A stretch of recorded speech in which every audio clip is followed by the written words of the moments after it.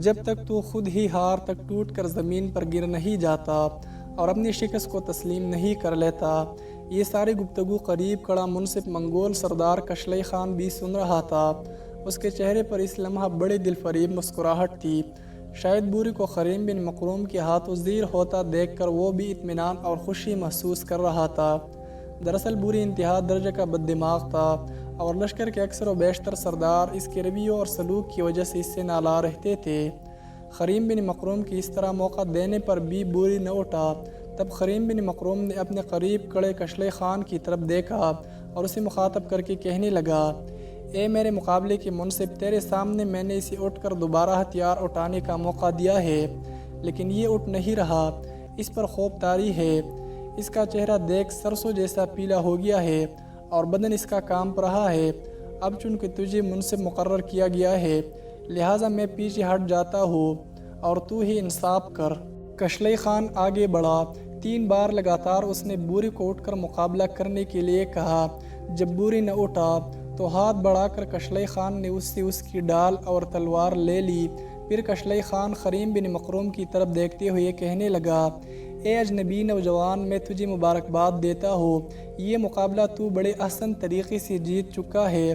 بوری اپنے آپ کو بڑا اعلیٰ پائی کا تیغ زن اور بڑا جواں مرد خیال کرتا تھا، لیکن تو نے کیا خوب اسے اپنے سامنے زیر اور مغلوب کیا۔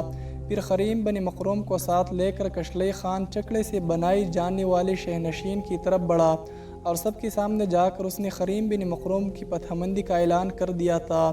یہ اعلان سنتے ہی صوبودائی باتو خان برقائے خان نے اٹھ کر پرجوش انداز میں خریم سے مصافحہ کیا۔ باقی منگول سالاروں نے خریم بن مکروم کو اس فتح مندی پر مبارکباد دی۔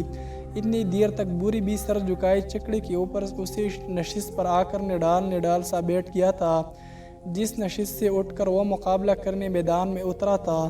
کچھ دیر ایسا ہی سما رہا، پھر باتو خان نے سب کو اپنے اپنے یورتوں کی طرف جانے کا حکم دیا تھا۔ اس کے ساتھ ہی وہ شہنشی ختم کر دی گئی۔ لوگ اپنے اپنے یورتوں کی طرف ہو لیے تھے۔ جس وقت قریض اپنے بھائی کو مبارکباد دیتے ہوئے اور بے پناہ خوشی کا اظہار کرتے ہوئے اس کے ساتھ چل رہا تھا، ایک طرف سے طرائے خان بھاگتا ہوا آیا اور بے پناہ خوشی کا اظہار کرتے ہوئے کہنے لگا، خریم میرے عزیز بھائی، بوری بڑا خونخوار تیغ زن اور ناقابل تسخیر منگول بنتا تھا۔ تو نے اس کی امیدوں کے ہرے سائلوں کو درد و عالم کی شرح لہو میں بھاگتی اس کی خواہشوں کو دعا شام کے الاؤ میں تبدیل کر کے رکھ دیا ہے۔ میں تجھے تیری جلالی آبرو فاتحانہ وقار جیسے فتح مندی اور شعلہ بیدار اور خنجر کی زبان جیسے جرأت مندی پر سلام پیش کرتا ہوں۔ قسم خداوند قدوس کی، تم جیسے چٹانوں میں ڈلے نوجوان اور شاہین صفت مجاہد ہی کو ایسی کامیابی اور پوز مندی زیب دیتی ہے۔ ابن مکروم، تو نے کیا خوب بوری کے ارادوں کی ہر علت، اس کی ہزیمت کے ہر اصول و عناد و عداوت، عقوبت عذاب کی دل میں ڈبو کے رکھ دیا۔ طرائے خان جب اپنی بات ختم کر چکا، تب تیز چلتے ہوئے باشکیری سردار کوچمان اور کرغیز سردار گوچلوک بھی خریم بن مکروم کے پاس آئے اور انتہا درجے کی مسرت کا اظہار کرتے ہوئے اسے اس کی فتح مندی پر مبارکباد دینے لگے تھے۔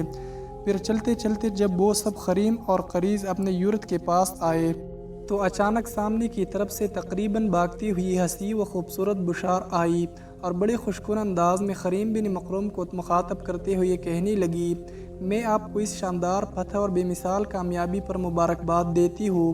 خریم بن مکروم اور دوسرے سب لوگوں نے محسوس کیا کہ بشار کا انداز ایسا تھا جیسے وہ خیالات کی لہر لہر کو زیبائی اور چہروں کی یادوں کو نکھار عطا کر دے گی۔ خریم بن مکروم سے گفتگو کرتے وقت اس کے لبوں کی بھیگی کلیاں اس طرح متحرک ہوئی تھی جیسے شفق کے احمری ہونٹ نغمے بکھیرنے کی ابتدا کر چکے ہو۔ اس کی بلکاتی جلملاتی بانہوں میں ڈھلکتا اس کا آنچل اسے اور زیادہ پرکشش بنانے ہوئے تھا اور کانچ و بلور سے تراشنے اس کے بدن کے حشر اٹھائے اعضاء کے غبار اسے قیامت خیزیوں سے آراستہ کر رہے تھے۔ بشار کی مبارکباد دینے پر خریم بن مکروم اسے مخاطب کر کے کچھ کہنا ہی چاہتا تھا کہ بشار کے پیچھے پیچھے اس کی ماں سمنائی بھی آ گئی تھی۔ اس نے آگے بڑھ کر خریم بن مکروم کے شانے پر ہاتھ پھیرا، لامحدود خوشیوں کا اظہار کرتے ہوئے اسے مبارکباد دی۔ پھر سمنائی خریم بن مقروم کو مخاطب کرتے ہوئے کہہ رہی تھی، خریم میری بیٹی، میں نے تجھے تیری پتہ مندی پر مبارکباد تو دے دی، ساتھ ہی میں تم سے یہ بھی کہوں گی کہ آج دوپہر اور پھر شام دونوں وقت کا کھانا تم ہماری یورت میں کھاؤ گے۔ اس موقع پر ایک نگاہ خریم بن مقروم نے کوچمان اور گچلک پر ڈالی، پھر وہ سمنائی کو مخاطب کر کے کچھ کہنا ہی چاہتا تھا کہ سامنے کی طرف سے ایک انتہا درجے کی خوبصورت لڑکی اور اس کے ساتھ ایک معمر خاتون آتی دکھائی دی۔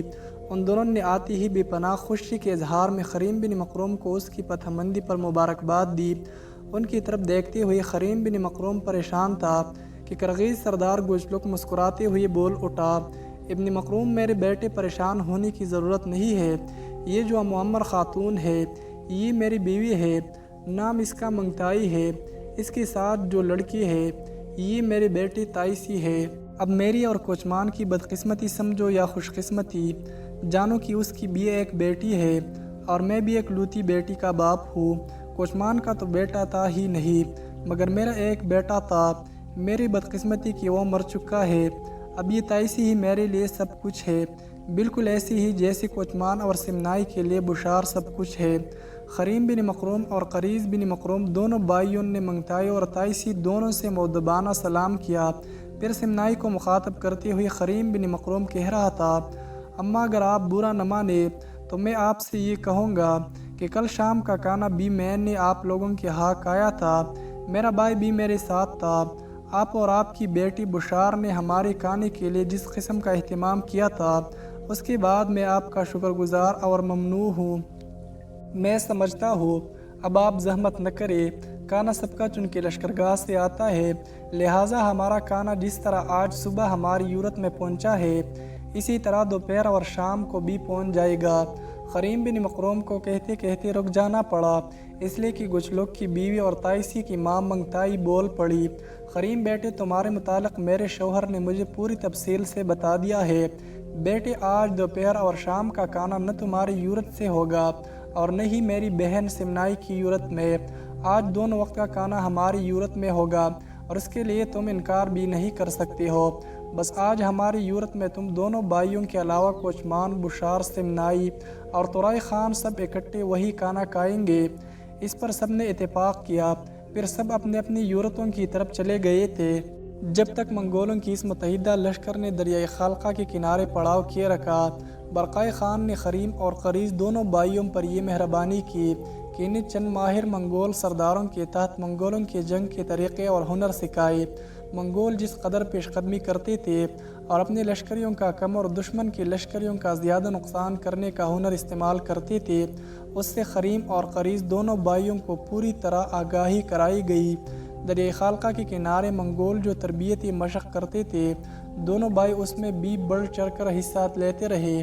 اسی دوران دونوں بھائیوں کی کارکردگی ایسا عمدہ اور بہترین تھی کہ برقائی تو پہلے ہی ان دونوں بھائیوں سے متاثر تھا، سائی باتو خان اور سوبودائی بھی دونوں بھائیوں کی جان نثاری، سرپروشی اور جرأت مندی سے بے حد متاثر ہوا، لہٰذا باتو خان اور سوبودائی سے مشورہ کرنے کے بعد برقائی خان نے خریم بن مقروم کو لشکر کے ایک ایسے حصے کا کماندار مقرر کر دیا تھا جس میں مختلف نسلوں کے ترک شامل تھے۔ باتو اور برقائی خان نے اپنے جو سفیر روسیوں کے شہر آیزان کی طرف بھجوائے تھے، روسیوں نے یہ حماقت کی کہ منگولوں کے ان سفیروں کو مناسب جواب دینے کے بجائے ان سفیروں کو قتل کر دیا اور اپنے سفیر قتل ہونے پر منگول قیامت ڈھا دینے والے تھے۔ جب منگول سفیروں کے قتل کی اطلاع منگولوں کے لشکر میں پہنچی تو پلپور کسی رد عمل کا اظہار نہ کیا گیا۔ سوبودائی، باتو اور برقائی خان کو مسرم سرما کے آغاز کا انتظار تھا، اس لیے کہ برفباری میں ندی نالے برفانی سرزمینوں میں جم جاتے تھے اور انہیں عبور کرنا منگولوں کے لیے بڑا آسان ہوتا تھا۔ اس دوران منگولوں نے جو دوسرا کام کیا وہ یہ کہ بلغاریوں کے شہروں کو فتح کرنے کے ساتھ ساتھ دریائے وولگا کی جن قوتوں کو انہوں نے شکست دی، وہاں کی شکست خوردہ عناصر کو انہوں نے اپنے لشکر میں شامل کر کے انہیں اپنے طریقہ جنگ کے مطابق تربیت دینے شروع کر دی۔ اس طرح وہ اپنے لشکر میں اضافہ کرتے جا رہے تھے۔ اس کے علاوہ منگول اپنے مرحوم خاقان چنگیز خان کے اصولوں کو بھی اپنائے ہوئے تھے، اس لیے کہ چنگیز خان کا اصول تھا کہ منگول اپنے دشمن کی طرف آہستہ آہستہ درجہ بدرجہ آگے بڑھے، جب ایک خطے کو فتح کر چکے تو وہاں کی بچی کچی آبادی اکٹھی کی جائے، گھوڑوں کے گلے پکڑ لیے جائے اور شکست خوردہ عناصر یا تو اپنے لشکر میں زبردستی بھرتی کر لیا جائے یا انہیں اسیران جنگ کی طرح ہنکایا جائے اور اگلے خطوں میں انہیں اپنے لشکر کے آگے آگے رکھا جائے۔ اس طرح اسیر قوموں کے افراد کو اپنے سامنے رکھتے ہوئے اور انہیں اپنے لیے ڈال کے طور پر استعمال کرتے ہوئے منگول ان کی آڑ میں پیش قدمی کرنا چاہتے تھے۔ اس طرح منگولوں کے دستوں کا زیادہ جانی نقصان نہ ہونے پاتا تھا۔ سامنے وہ اسیر قوموں کے افراد کو رکھتے تھے اور پشت کی طرف سے انہیں کوئی خطرہ نہیں ہوتا تھا، اس لیے کہ وقم میں پہلے سے مفتوحہ خطے میں کوئی آبادی باقی رہتی ہی نہ تھی جو ان کے خلاف بغاوت کھڑا کرنے کی کوشش کرے۔ جن راستوں سے وہ گزرتے ان شاہراہوں پر چوکیاں ہوتی تھی جو امن اور انتظام باقی رکھتے۔ اگر ان کے پیچھے کچھ لوگ بچ بھی جاتے تو انہیں منگولوں کے دوبارہ حملے کا اس قدر ڈر اور خوف ہوتا کہ وہ منگولوں کے قریب جانے کا سوچ بھی نہ سکتے تھے۔ جب سرما شروع ہوا تو منگولوں نے روس کے اندرونی علاقوں کے اندر پیش قدمی شروع کی۔ ان کا رخ شمال مغرب کی طرف تھا۔ بظاہر ہر دیکھنے والے آنکھ منگولوں کے روس پر حملے کو حماقت خیال کرتی تھی۔ وہ کھلے ہوئے دشت کو چھوڑ کر جو خانہ بدوشوں کے حملوں کے لیے ہمیشہ سے موزوں چلا آتا تھا، گھنے جنگلوں کے علاقوں کا رخ کر رہے تھے، لیکن منگولوں نے بہرحال پیش قدمی شروع کر دی تھی۔ منگول لشکر روسی علاقوں میں بڑی احتیاط اور ہنرمندی سے پیش قدمی کر رہا تھا۔